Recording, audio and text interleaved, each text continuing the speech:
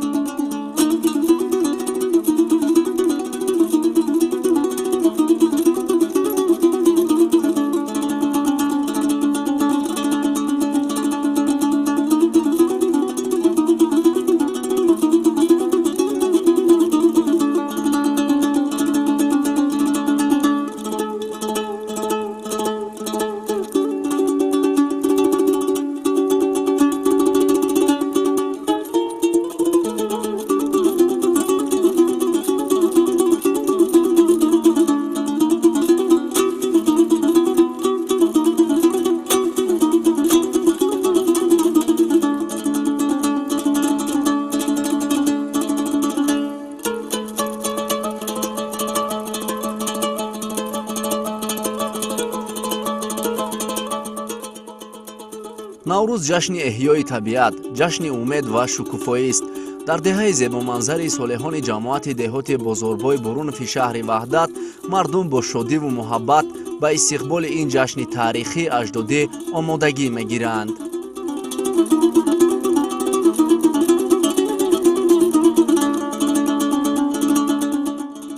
деҳаи солеҳон аз маркази шаҳр 11 километр фосила дорад ва шуғли асосии мардуми он ҷо чорводорӣ ва кишоварзӣ мебошад.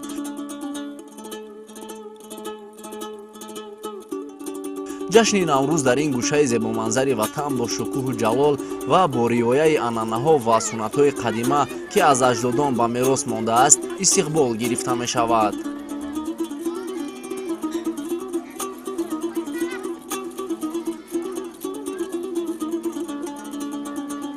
имрӯз мо иди фархундапай, иди аҷдоди худро, иди ноягони худро ки солҳои сол ин ид қайд мешавад, имрӯз боз як бор дигар бо як шукӯҳу шаҳомат, бо як тантана, бо як анъана, бо як фахри баланд ин наврӯз қайд карда мешавад ва ҳама мардум дар ин рӯз бо шоду хурсандӣ, бо сару либоси миллӣ ба саҳнаҳо баромада, бо рақсу бозӣ, бо дигар ҳунарҳои миллӣ. чунки ин ҷашн имрӯз ҷашни миллии дунёӣ аст, ҷашне ки тамоми дунё онро қайд мекунад. мо чаро фахр накунем ки мардуми миллати тоҷик имрӯз бо ин ҷашни худ дар дунё шӯҳратманд гаштаанд.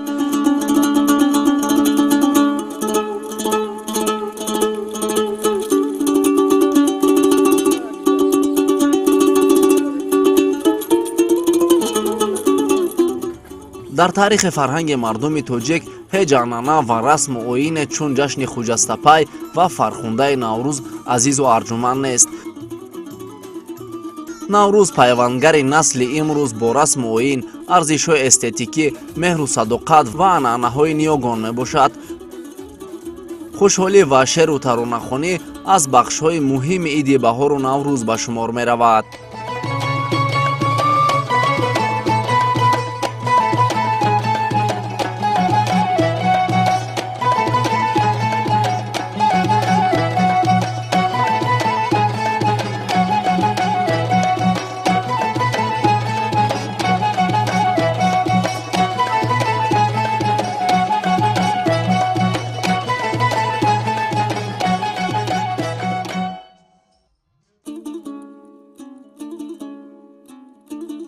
بهار آمد صدای بلبل آمد، نسیمی فارم و بوی گل آمد، لباسی سبز را صحرا به بر کرد، کلاهی سفید آهو به سر کرد.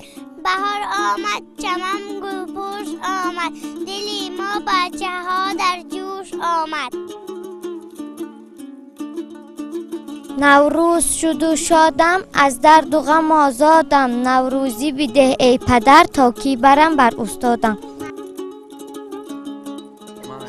خدایا قدرتی نوروزی انده، زی فرهنگی زمانه روزی انده، کشایش تا دست اسرار معنی بهاری خاطری گلدوزی انده. شیبی شیبی باران شد، موسمی بهاران شد، همه جا گلستان شد، وقتی کاری دهقان شد. نوروز به نوبهار کی میبینم، گلها را به شش قطار کی میبینم، گلها را به شش قطار در فصل بهار، دنیا را به یک قرار کی میبینم. نوروز ببین که روی بستان شسته است به آب زندگانی، وارسته شد چون نقش مانی آن خاک سیاه باستانی، بر سر بنهاد بار دیگر نو نرگس تاج اردوانی، درویش و ضعیف شاخ بادام کرده از کنار پرشیانی. نوروز شد و واوش رنگ برآمد، بلبل به تماشا و دفت و چنگ برآمد. مرغان هوا جمله بکردم پرواز، مرغی دل من از قفس تنگ برآمد.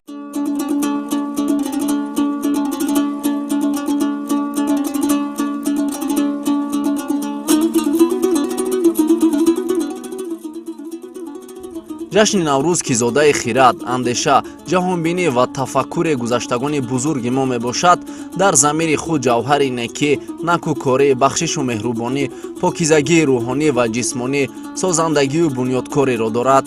расму оинҳои гуногуни наврӯзӣ ки дар ҳамин минтақаву маҳалли диёрамон эътироф шудааст, хусусиятҳои ба худ хос дошта, мардумро сарҷаму тифоқ мегардонад. ҳамасола хурду бузурги деҳаи солеҳон ба ҳам омада, фасли баҳорро бо баргузории ҷашни наврӯз истиқбол мекунанд.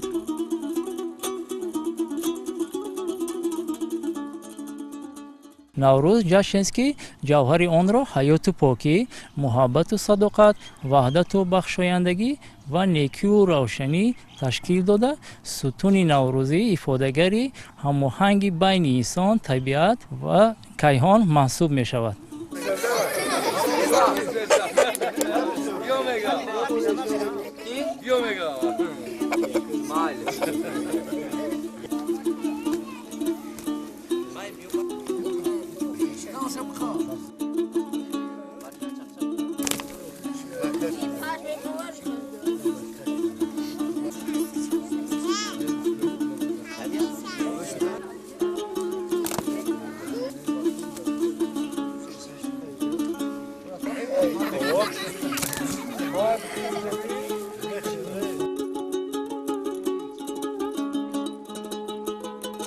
در نوروز خیلی که از تاریخ و از همین میبینیم تمام نازکی‌های تمام رسم و رسوم‌های ملی ما در اینجا حتی تشویق تقریب میشود، به مانند گوشتگیری، خوراک پزی، خوراک‌هایی که از گیاهای شفابخش تیار میشوند. بیشتر یکی از رمزهای همین نوروز این تیار کردن خوراک‌هایی که از گیاها بیشتر در فصل بهار از گیاها تیار میشوند و این هم باشد یک برای سلامتی انسان، برای که در بهار ما مردم بسیار نیاز دارند به همین گیاهای شفابخش و خوراک‌ها نیز از همین تیار کرده میشود.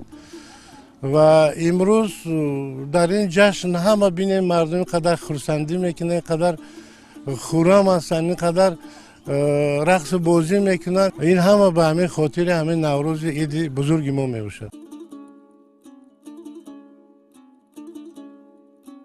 бозиҳои миллии варзишӣ гуногун буда асосан бо ҷамъи мардум барпо мегарданд ва як бахши муҳими ҷашни наврӯзро ташкил медиҳанд.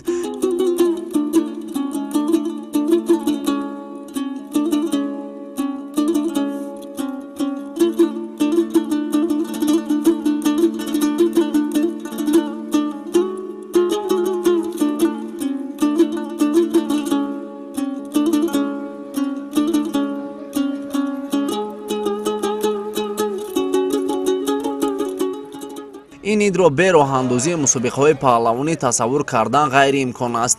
ҷавонони зиёде вориди майдон мегарданд то унвони паҳлавониро дар ҳалқаи зиёди ҳаводорони ин ришта бо шикаст додани рақибонашон аз худ намоянд.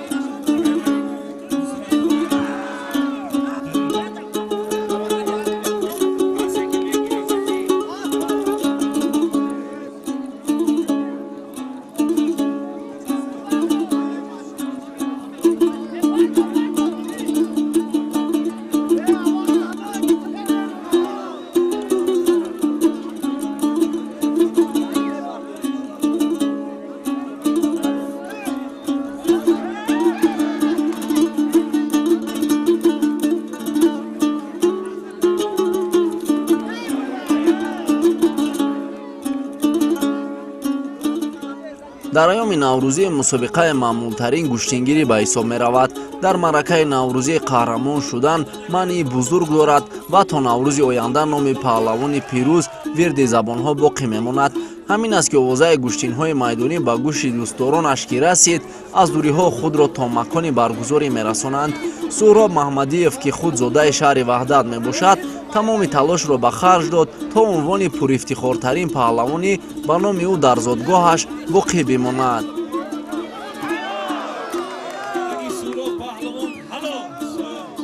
дар ин мусобиқаҳо дар гӯштинҳо сараввал гуфтанӣ ҳастам ки ҳама вақт сарбаланд бошанду ҳамеша дар майдонҳо ғолибият насиби рӯзишон гардад.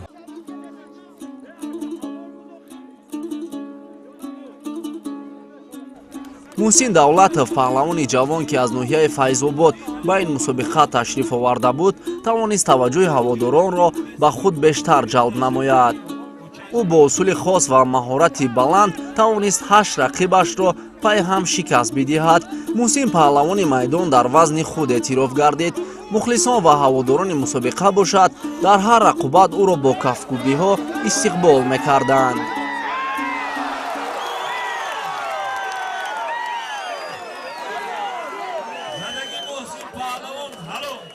ман 3 сол шидак дар ин гӯштини миллӣ машқ мекунам.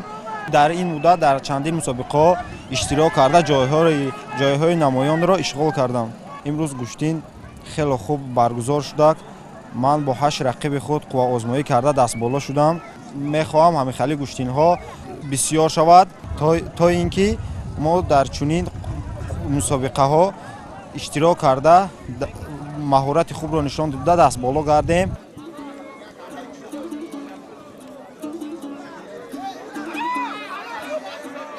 гӯштини миллӣ гӯштингирӣ на танҳо як навъи варзиш, балки ҷузъи фарҳанг ва ифтихори миллӣ мебошад. ин чорабиниҳо на танҳо барои рушди гӯштини миллӣ гӯштингирӣ, балки барои муаррифии фарҳанг ва таърихи варзишии тоҷикон саҳми назар аз дорад. пешвои миллат, президенти ҷумҳурии Тоҷикистон муҳтарам Эмомалӣ Раҳмон дар паёми охири хеш ин нуқтаро таъкид доштанд ки ҷаҳонӣ шудани гӯштини миллии тоҷикон боиси ифтихор ва шарафи мост. мо бояд тарғибу ташвиқи онро дар дохил ва хориҷи кишвар бештар ба роҳ монем.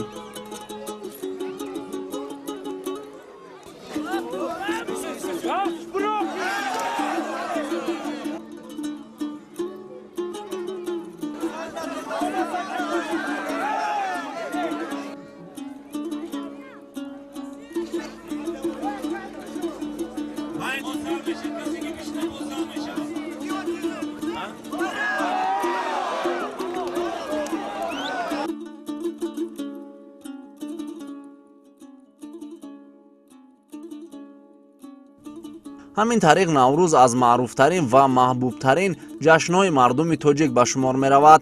наврӯз ҷои вохӯрӣ ва муносибати мардум, ҷое ки пиру барно гирд омада шодию хурсандӣ мекунанд, ёдоварӣ аз гузаштагон менамоянд ва пайванди худро бо табиат баён мекунанд.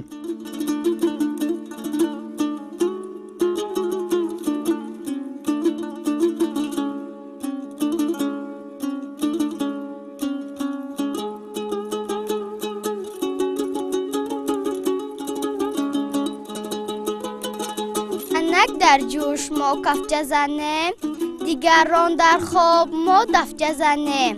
سمنک نظری بهار است، میله شب زنده دار است. این خوشی سال یک بار است، سالی دیگر یا نصیب. سمنک در جوش ما کفچه زنیم، دیگران در خواب ما دفچه زنیم.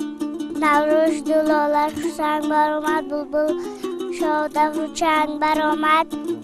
مرغان هوا جمله کردن، پروانه رو دیدم از قفس تنگ برآمد.